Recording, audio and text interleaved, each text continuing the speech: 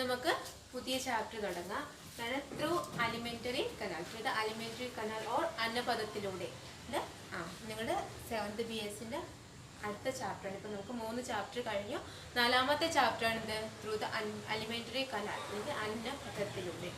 പിന്നെ നമുക്കറിയാം ഈ ചാപ്റ്റർ കേൾക്കുമ്പോൾ അലിമെന്ററി കനാൽ അല്ലെങ്കിൽ അന്നപഥം എന്നൊക്കെ പറയുമ്പോൾ നമ്മുടെ ഭക്ഷണ രീതികളും അല്ലെങ്കിൽ നമ്മുടെ ഡൈജഷൻ അങ്ങനെ തുടങ്ങിയ ദഹനം അങ്ങനെയൊക്കെ ഉള്ള കുറച്ച് കാര്യങ്ങളൊക്കെ ആയിട്ട് ബന്ധപ്പെട്ട കാര്യങ്ങളാണ് നമുക്ക് ഈ ചാപ്റ്ററിൽ പഠിക്കാനുള്ളത്. അപ്പോൾ ആദ്യം തന്നെ ക്ലാസ് ഇതിൽ തുടങ്ങുന്നതിന് മുമ്പ് അല്ലെങ്കിൽ ഇത് നിങ്ങൾ ടെക്സ്റ്റ് എല്ലാവരും എടുത്തു വയ്ക്കുക.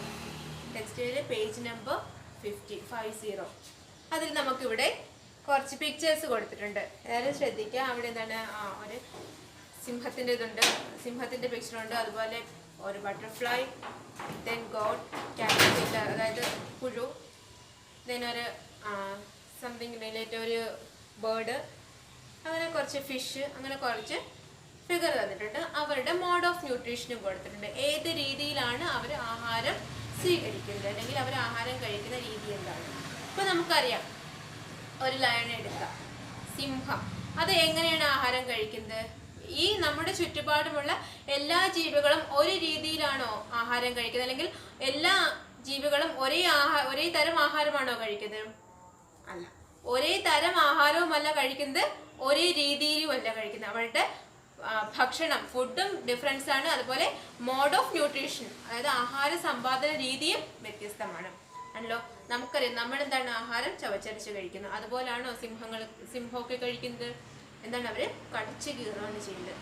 അതുപോലാണോ ഒരു കാറ്റർപില്ലർ, ഒരു പുഴു, അതിന്റെ ആഹാരം കഴിക്കുന്നത്? അതിന്റെ മെയിനായിട്ടുള്ള ഇത് ഫുഡ് എന്തായിരിക്കും? ലീവ്സ് ആയിരിക്കും. അതെന്താണ്, അത് ജസ്റ്റ് ഇങ്ങനെ കാർന്ന് തിന്നുന്നതായിരിക്കും. ഇപ്പോൾ ഒരു ബട്ടർഫ്ലൈ എടുക്കുന്ന പൂമ്പാറ്റ, അതെങ്ങനെയായിരിക്കും ആഹാരം കഴിക്കുന്നത്? അതിന്റെ ഫുഡ് എന്താണ്? അത് എന്താണ്, തേൻ അല്ലെങ്കിൽ ഹണിയാണ്. നമ്മുടെ പൂക്കളിൽ നിന്നൊക്കെ അത് തേൻ കളക്ട് ചെയ്യുന്നു. അതെങ്ങനെയായിരിക്കും? നമ്മൾ ഇത് കടിച്ചു കീറിയൊക്കെയാണോ അത് കഴിക്കുന്നത്? അല്ല. അപ്പോൾ ഓരോ ഓർഗാനിസത്തിനും ഓരോ രീതിയിലാണ്, അതിന്റെ ഫുഡും വ്യത്യസ്തമാണ്, മോഡ് ഓഫ് ന്യൂട്രീഷൻ അതായത് ആഹാരം സ്വീകരിക്കുന്ന രീതിയും എന്താണ്, ആഹാര സമ്പാദന രീതിയും വ്യത്യസ്തമാണ് ആണല്ലോ. അപ്പൊ നമുക്ക് നോക്കാം, എന്താണ് ന്യൂട്രീഷൻ അല്ലെങ്കിൽ പോഷണം എന്ന് പറയുന്നത്? The process of intake and utilization of food by organisms is called nutrition of പോഷണം. അതായത് ജീവികൾ എന്താണ്, അവയുടെ ആഹാരം സ്വീകരിക്കുകയും ഉപയോഗപ്പെടുത്തുകയും ചെയ്യുന്ന രീതിക്കാണ് നമ്മൾ എന്ത് പറയുന്നത്? പോഷണം. ആഹാരം സ്വീകരിക്കുക മാത്രമല്ല, ആഹാരത്തെ അവർ സ്വീകരിക്കുന്നു, അത് ഓക്കെ. അതിനോടൊപ്പം എന്താണ്, അതിനെ യൂട്ടിലൈസ് ചെയ്യുന്നു, ഉപയോഗപ്പെടുത്തുന്നു. എങ്കിൽ മാത്രമല്ലേ അവർക്ക് ജീവിക്കാനായിട്ട് സാധിക്കുള്ളൂ. ഇപ്പം ആഹാരം എല്ലാം കളക്ട് ചെയ്ത് വെച്ച് നോക്കിക്കൊണ്ടിരുന്ന അവയ്ക്ക് ജീവിക്കാൻ പറ്റുമോ? ഇല്ല. അപ്പോൾ എന്താണ്, ആഹാരം സ്വീകരിക്കുകയും വേണം, അതിനോടൊപ്പം അതിനെന്ത് ചെയ്യണം? യൂട്ടിലൈസ് ചെയ്യുകയും ചെയ്യണം. The process of intake and utilization of food by organisms are called nutrition or പോഷണം. എന്താണ്, ഓർഗാനിസംസ് ജീവികൾ ആഹാരം സ്വീകരിക്കുകയും അവ പ്രയോജനപ്പെടുത്തുകയും ചെയ്യുന്ന ആ രീതിക്കാണ് എന്ത് പറയുന്നത്? ആ പ്രവർത്തനത്തിനെയാണ് എന്ത് പറയുന്നത്? പോഷണം അല്ലെങ്കിൽ ന്യൂട്രീഷൻ എന്ന് പറയുന്നത്. ഓരോ ജീവിക്കും ഓരോ തരത്തിലുള്ള മോഡ് ഓഫ് ന്യൂട്രീഷൻസ് ആണ്, ഓരോ തരത്തിലുള്ള പോഷണ രീതികളാണ് ഉള്ളത്.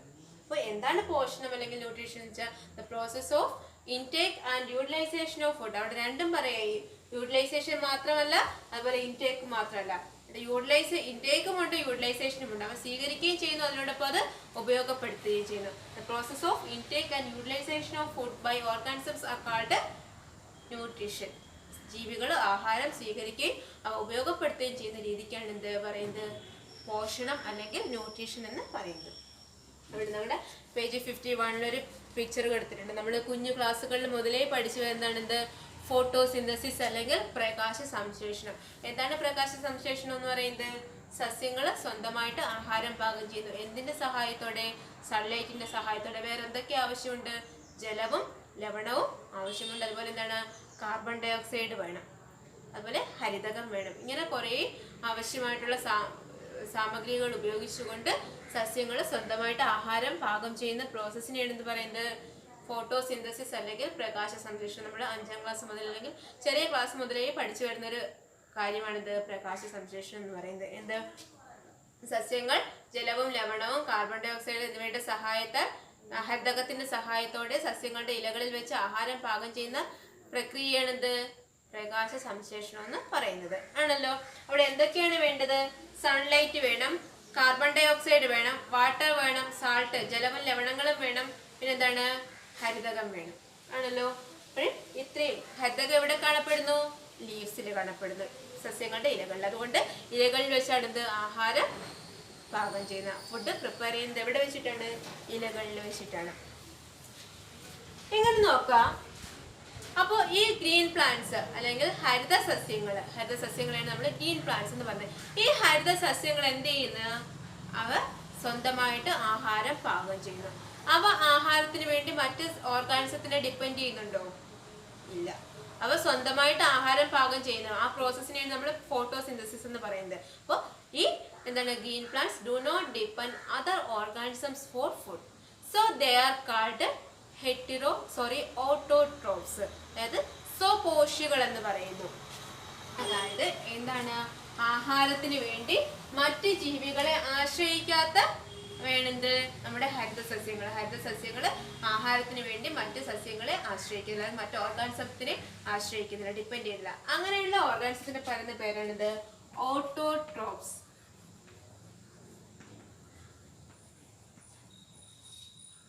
അല്ലെങ്കിൽ സ്വപോഷികൾ.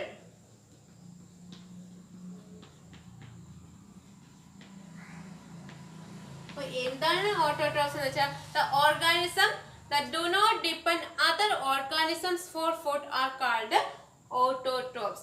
ആഹാരത്തിന് വേണ്ടി മറ്റ് എന്താണോ ജീവികളെ ആശ്രയിക്കാത്ത ജീവികളെയാണ് എന്ത് പറയുന്നത്?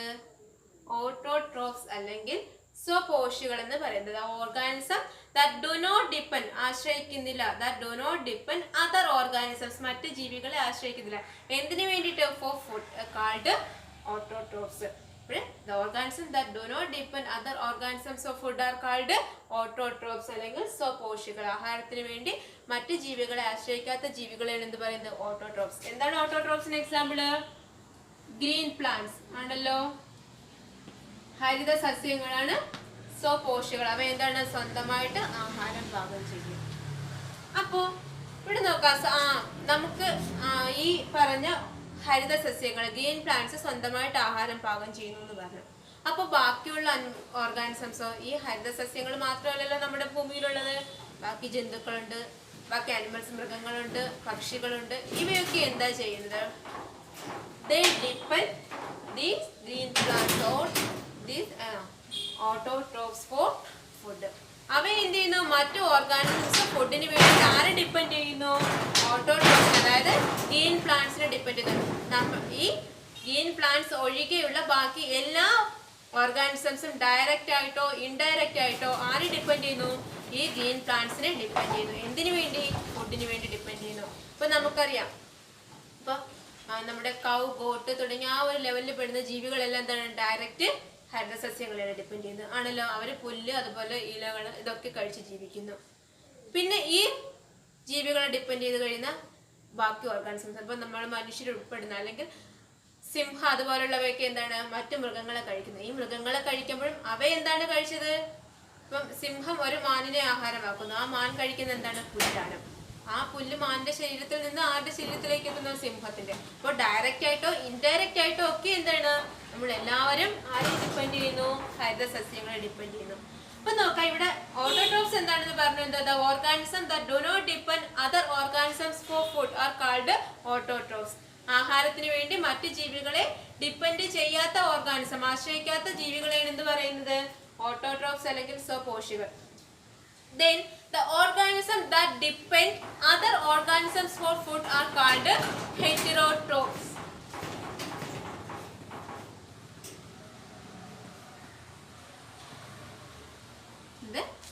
പരപോഷികൾ.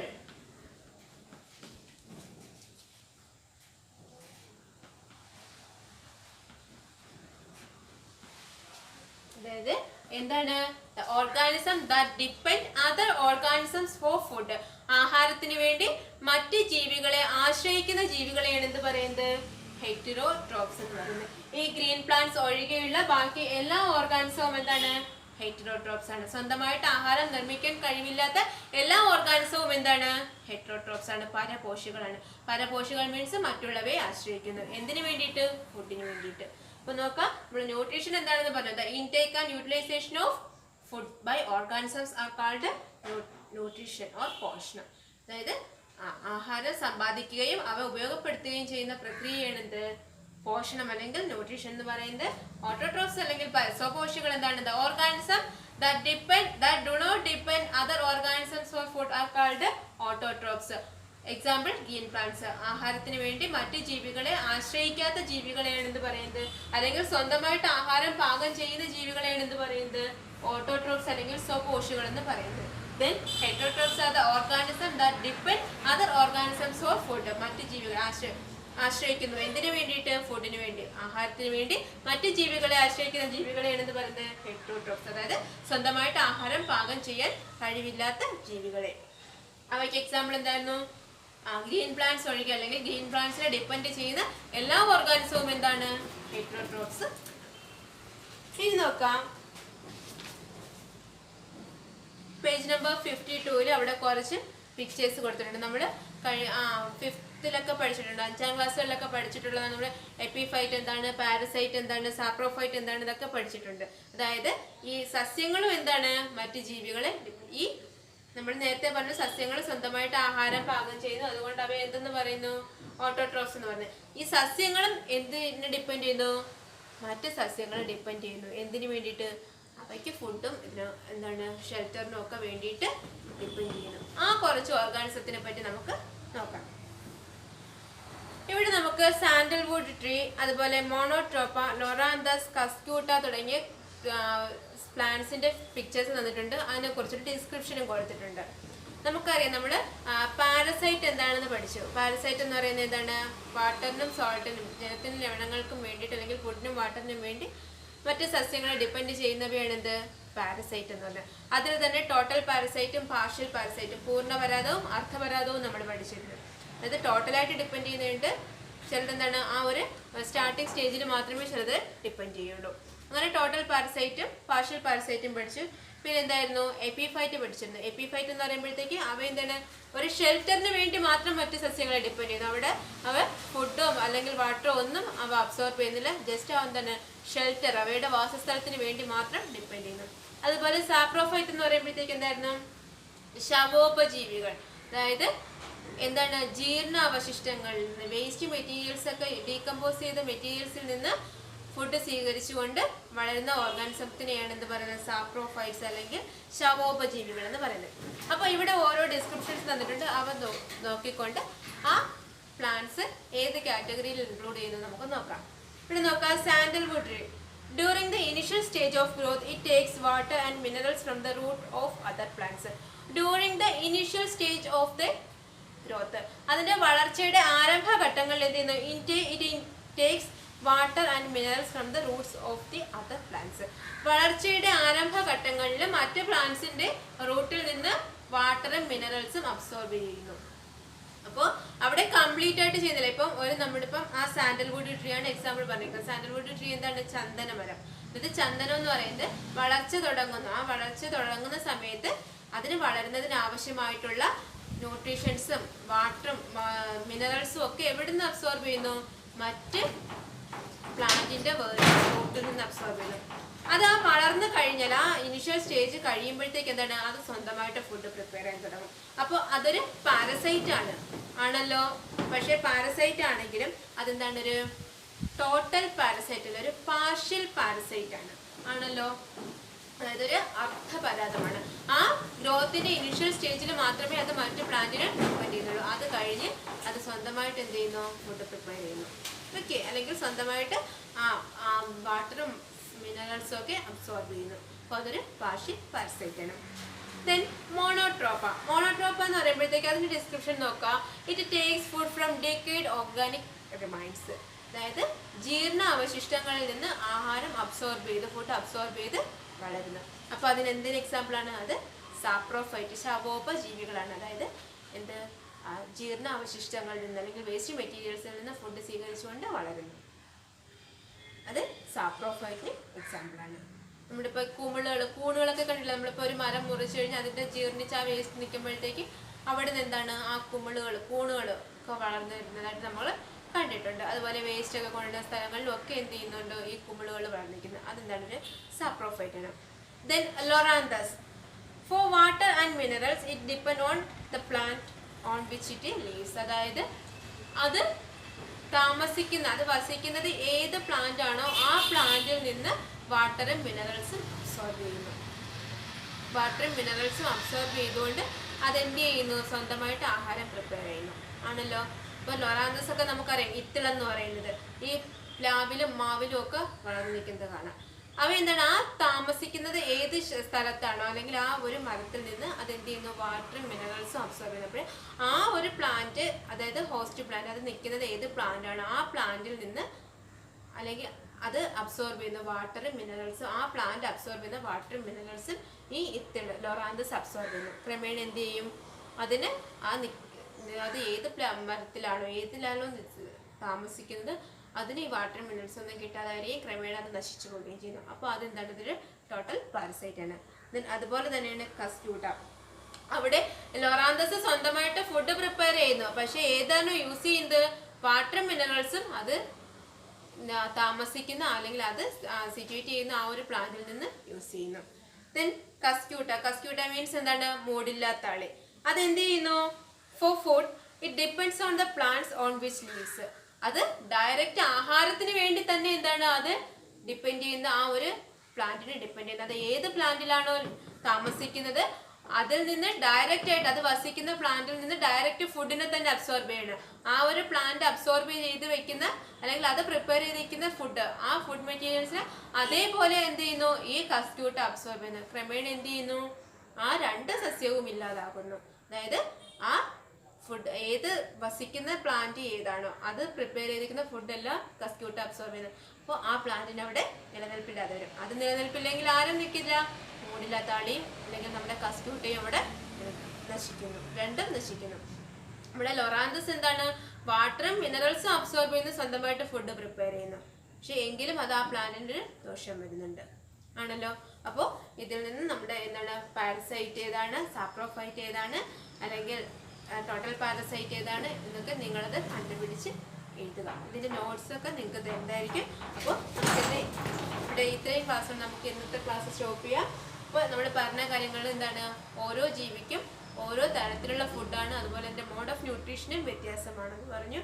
അതുപോലെ എന്താണ് ന്യൂട്രീഷൻസ് എന്ന് പറയുന്ന process, the process of intake and utilization of food by organism. ആഹാരം സ്വീകരിക്കുകയും അത് ഉപയോഗപ്പെടുത്തുകയും ചെയ്യുന്ന പ്രക്രിയയാണ് എന്ന് പറയുന്നത് ന്യൂട്രീഷൻ എന്ന് പറയുന്നത്. അതുപോലെ ഓട്ടോട്രോപ്സ് എന്താണ്, organism that do not depend other plants for food are called autotrophs.